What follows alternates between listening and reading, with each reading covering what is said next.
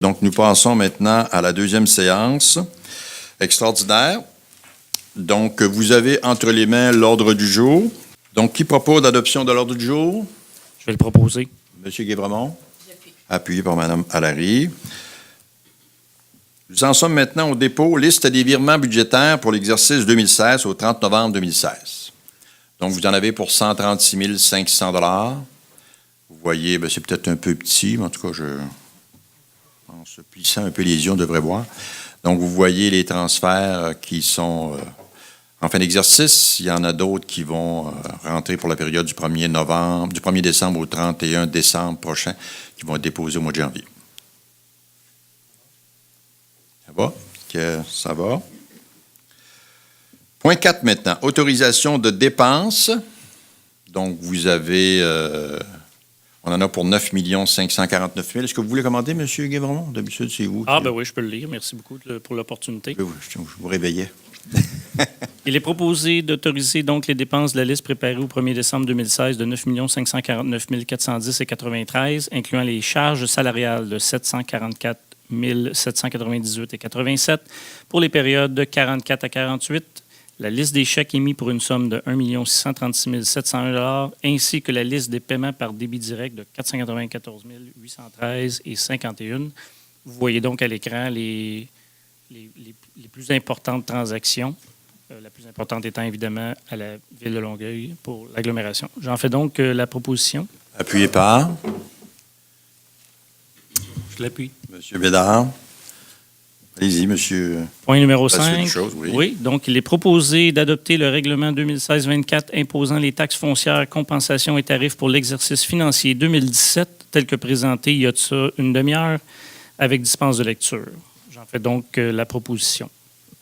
Appuyé par? Je vais l'appuyer. Mme Bérubé.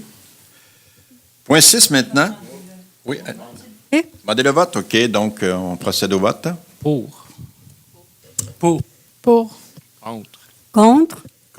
Et donc, sur division 4-3. Nous en sommes maintenant au point 6, acquisition d'une partie de l'ancien lot 91-3. Allez-y, monsieur. Merci. Alors, il est proposé d'acquérir de gré à gré une partie de l'ancien lot 91-3 d'une superficie de 9 339,7 mètres carrés appartenant à la société 93380848 Québec Inc. pour un montant approximatif de 165 000 $. D'autoriser Mme Maître, Francine Pagé, notaire, à préparer la documentation nécessaire à cette transaction et d'autoriser le maire et la greffière à signer, pour et au nom de la municipalité, l'acte de vente, le projet de lotissement et tout autre document afférent et nécessaire à la conclusion de la transaction. Ça, c'est dans le parc industriel, le parc d'affaires Gérard-Filion. C'est une transaction qui occure aujourd'hui, mais qui date de certaines années et qui aurait dû être fait en 2010, mais qui ne l'a pas été. Alors, on remet les pendules à l'heure, disons, et on en fait l'acquisition. C'était le seul, semble-t-il, le seul terrain qui, dans ce coin-là, n'appartenait pas à la municipalité. Et puis, donc voilà, j'en fais la proposition et actuellement, on sait qu'on a aussi mandaté les fonctionnaires à la ville pour s'assurer qu'il n'y ait pas d'autres découvertes comme ça, de terrain qui n'appartient pas nécessairement à la ville, mais qu'on pensait qu'il était à la municipalité. Donc, j'en fais la proposition. J'appuie. Ça va? OK. Donc, on en est maintenant à la période de questions.